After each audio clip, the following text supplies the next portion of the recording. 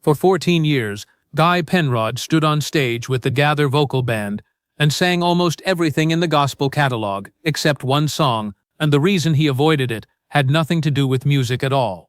Millions of fans watched those homecoming performances, feel effortless, never suspecting a private refusal sat underneath for years.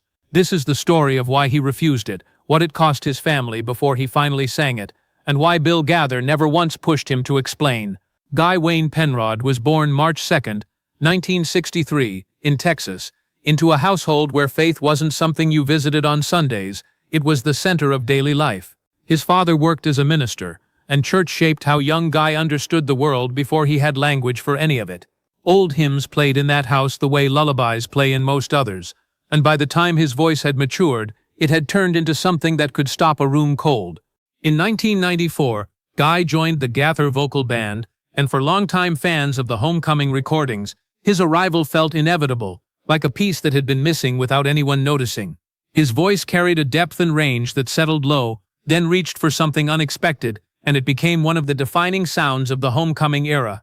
Songs like Redeemed, Going in Style, and I'm Not Giving Up gave audiences something to hold on to, and people didn't just enjoy his singing, they believed him. That distinction matters more than any other in gospel music. From 1994 to 2008, Guy performed alongside Bill Gaither, David Phelps, Wes Hampton, and Mark Lowry, night after night, through countless recordings and televised homecoming events, and through all of it, there was one song he wouldn't touch.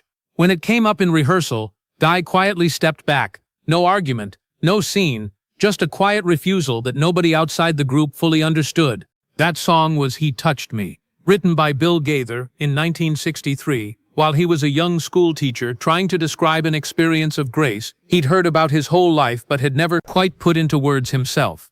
What came out wasn't a theological argument, it was a testimony, direct and personal. The song spread through churches nationwide, and in 1972 it reached an entirely different level of American culture when Elvis Presley recorded it for a gospel album that won a Grammy. Long before Guy Penrod ever sang professionally, his own father was performing that same song in a small Texas church, not just singing it but preaching the idea behind it. The notion of a God who moves toward suffering instead of watching from a distance. Guy grew up watching his father deliver those words with a conviction that only comes from lived experience, not professional obligation. So when Bill Gaither brought the song into rehearsal and turned to Guy expecting him to lead it, the room went quiet in a way nobody anticipated.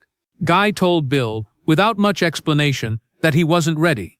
Bill Gaither has said over the years that the strongest performances often come from weight an artist carries privately, but this wasn't about crafting a better performance.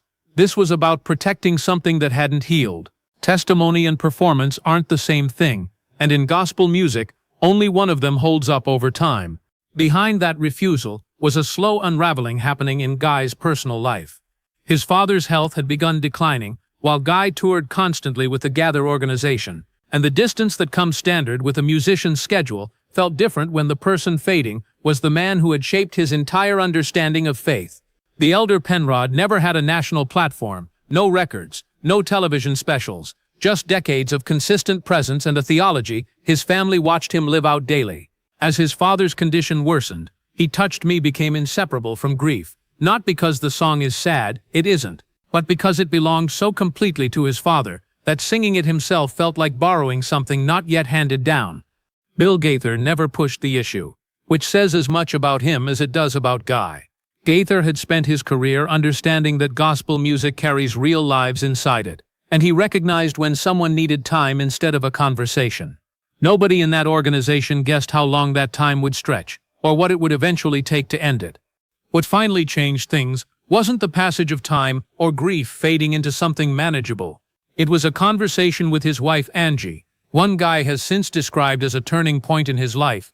Angie Penrod raised 8 children while her husband toured, recorded, and eventually built a solo career after leaving the Gaither vocal band in 2008, and she had watched every place his ministry had stalled. One evening she told him something simple, that his father's connection to that song hadn't ended with his father's life. It lived on in Guy now, carried in his voice, and in everything his father had built into him. Every time Guy sang those words honestly, his father's ministry continued. That conversation ended the refusal, not because the grief disappeared, grief doesn't work on anyone's schedule, but because it had shifted from standing between Guy and the song to becoming the entire reason the song mattered. The first time he performed, he touched me afterward. People who were there that night said something about the performance felt different from the opening note, not louder or more polished, just more real. The kind of real that shows up when someone has personally paid for every word they're singing. For longtime followers of Guy's career, this story reaches past biography into something gospel music has always claimed to be about. Streaming numbers and chart positions dominate how Christian music gets measured now. And against that backdrop, a man refusing to perform a beloved song because his grief wasn't finished says something worth sitting with. Gospel music at its best functions as testimony, bearing witness to something true rather than simply entertaining, and Guy understood that difference well enough to choose the harder path, even when the easier one was sitting right there. His father never saw every chapter of what Guy eventually became, and that particular ache never fully leaves anyone who loses a parent, no matter how strong their faith is. But a ministry built inside a small Texas church by a man who never wanted a platform ended up shaping a voice that reached millions of people across decades, which is exactly what legacy is supposed to do. Travel forward through people instead of headlines. There's one more layer worth mentioning. He Touched Me is widely considered the song that established Bill Gaither as a serious songwriter, and he's spoken about writing it quickly, almost like it arrived rather than got constructed. Elvis Presley's version reached audiences traditional gospel music never could, and Gaither has admitted it felt strange hearing his own words return to him through a voice that famous. But what mattered most to him, by his own account, was hearing the song sung by people for whom it wasn't a cover, it was autobiography. When Guy Penrod finally sang it, he joined that group, not as a performer interpreting a composition, but as someone reporting something real. That's part of why the Homecoming series has lasted while other formats faded. An understanding that audiences return decade after decade, because the people on stage are singing from somewhere that actually exists inside them. Guy Penrod's refusal, and the moment it ended, stands as one of the clearest examples of that idea in the entire Homecoming catalog. Bill Gaither didn't just build a recording ministry, he built a space where artists could bring the weight of their actual lives and have that weight treated as the point instead of a problem to manage around. Now 61, Guy Penrod carries both the voice and everything that voice has lived through, and at this point the two can't really be separated.